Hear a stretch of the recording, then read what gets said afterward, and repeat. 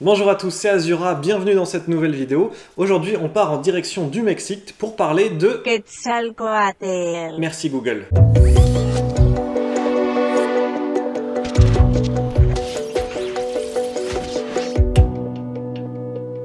Bon du coup, vous m'excuserez, mais on va juste l'appeler Quetzal, comme ça sera plus simple. Quetzal est donc une divinité précolombienne très importante dans l'imaginaire collectif au Mexique et dans la région mésoaméricaine. Dieu des Aztèques et des Toltecs, Quetzal est à l'origine de plusieurs mythes fondateurs de ces sociétés préhispaniques. Les légendes à son sujet ont toujours une influence sur les croyances populaires actuelles.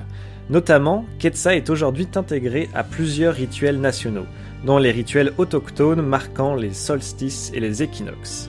Ces légendes et ces histoires sont l'équivalent de ce que représentent les épopées d'Homère et de la ville de Troie dans les sociétés occidentales. C'est pourquoi cette divinité a été intégrée à des cérémonies de la société métisse, telles que Pâques et le jour des morts. Quetzal est représenté sous sa forme divine comme un serpent à plumes. Son nom est composé des mots Quetzatl et Coatl en langue nahuatl, et nous allons voir tout de suite ce que ça signifie. Le Quetzal est un oiseau divin au magnifique plumage vert et rouge, typique dans la région de l'Amérique centrale. Il est d'ailleurs l'animal totem du Guatemala, en plus d'être le nom de la monnaie guatémaltèque. Le mot Coatl signifie serpent en nahuatl. Quetzalcóatl Signifie ainsi serpent-oiseau. Cela représenterait l'harmonie entre le ciel et la terre. Et pour beaucoup de personnes, Quetzal serait le dieu de la fertilité, et nous avons deux petites légendes qui pourraient nous l'expliquer.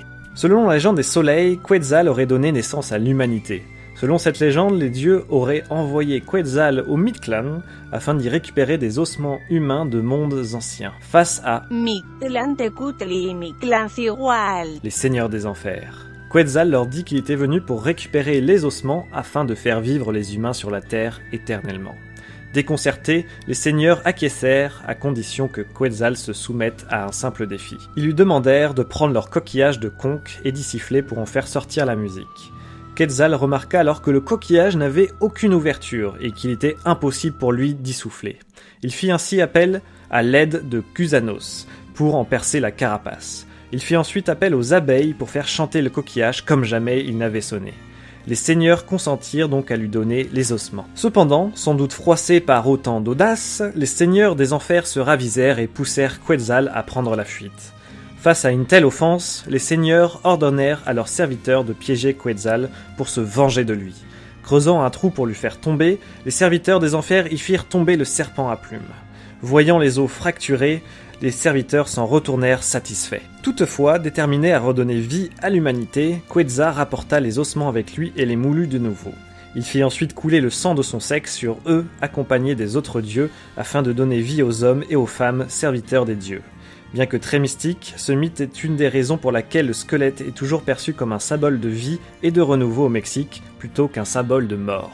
Selon la légende des soleils, Quetzal aurait aussi fait don de la nourriture à l'humanité.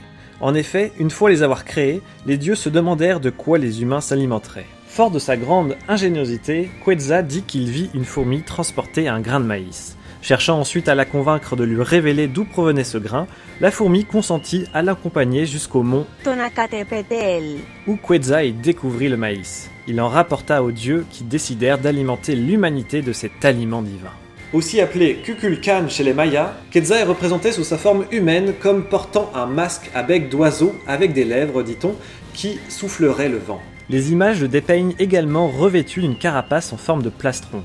À la peau claire, Quetzal porte souvent un chapeau aux couleurs de la peau d'un jaguar, représentant ses pouvoirs surnaturels, et des boucles d'oreilles en coquillage, représentant son voyage aux enfers océaniques. Et il existe de nombreuses histoires et légendes à propos de Quetzal. Une des raisons à cela est que Quetzal était un titre très répandu chez les Aztèques et les Toltecs. Plusieurs rois et héros ont donc ainsi été nommés en son honneur ou comme incarnation de la divinité elle-même. Selon les légendes recueillies au début de la colonisation, le plus célèbre roi-prêtre connu sous le nom de Quetzal était Acaltopiltzin, roi et chef spirituel des Toltecs dans la capitale de Tula, à proximité de Teotihuacan, à la fin du 5e et au début du 6e siècle. Les histoires racontent que Topiltzin était le fils du dieu céleste Mixcoatl, un légendaire guerrier chichimèque divinisé, et de la déesse Ximalman.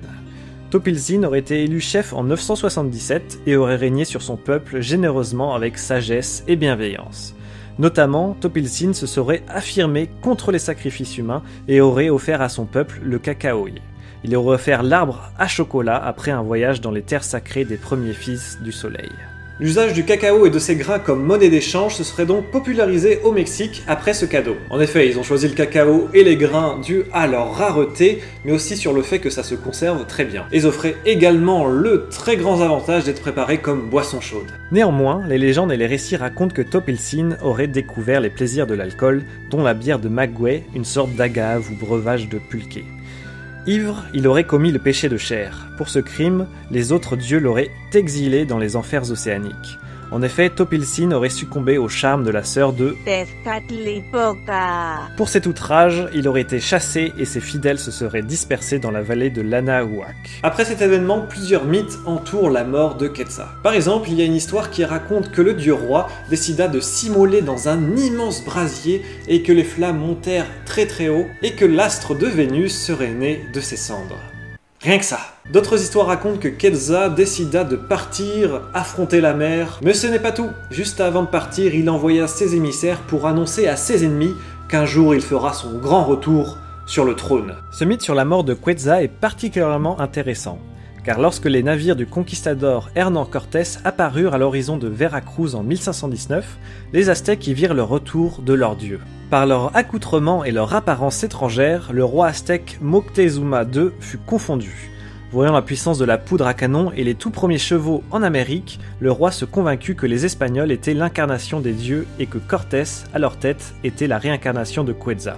Que des êtres aussi étranges qu'invraisemblables puissent monter une bête inconnue aussi magnifique que le cheval et se confondre avec elle était pour eux le signe d'une grande magie. De plus, les conflits internes au sein de l'empire aztèque facilitèrent la propagation du retour de Quetzal. Accablés par les sacrifices humains de Moctezuma, les Espagnols, vivement horrifiés par cette pratique, furent attribués de la bonté et la bienfaisance de Quetzal. Le déclin de Moctezuma II fut aussi accéléré par la prophétie de Chilambalam, selon laquelle la fin des temps proviendrait. La propagation de maladies dues à la colonisation joua doublement en faveur des Espagnols. J'espère en tout cas que ce mythe et toutes les histoires qui entourent cette divinité vous auront plu. Eh bien nous on se dit à très bientôt pour une nouvelle vidéo. Vous savez comment me soutenir avec le petit pouce bleu qui permet de soutenir la chaîne. En vous abonnant, vous rejoignez la communauté des Tchoupoutou. Et puis voilà, on se dit à très bientôt dans l'espace commentaire. N'hésitez pas à poser vos questions, à discuter, à me dire quel sujet pourrait vous intéresser. Et on se retrouve à très bientôt pour de nouvelles vidéos. C'était Azura, ciao ciao.